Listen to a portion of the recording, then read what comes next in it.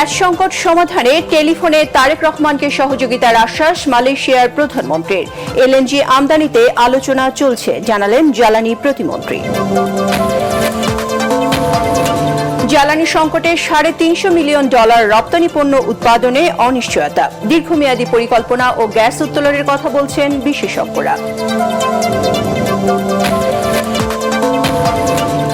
Bangladesh Japan কৌশলগত সম্পর্ক জোরদারে প্রধানমন্ত্রীর গুরুত্ব আরোপ। বিনিয়োগ বাড়াতে আহ্বান। আগ্রহী হলে নারায়ণগঞ্জের মতো আরেকটি শিল্প পার্ক স্থাপনের সহযোগিতার প্রতিশ্রুতি।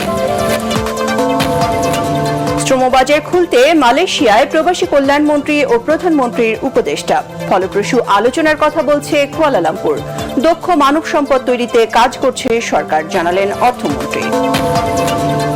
এবং বঙ্গভবনে হাফিজউদ্দিন আহমদ। রাষ্ট্রপতি নির্বাচন আয়োজনে কমিশন প্রস্তুত, বললেন সিইসি। মোহাম্মদ শাহাবুদ্দিনের বিরুদ্ধে মামলার সিদ্ধান্ত আদালতের হাতে। ব্রিফিংয়ে তথ্য উপদেষ্টা।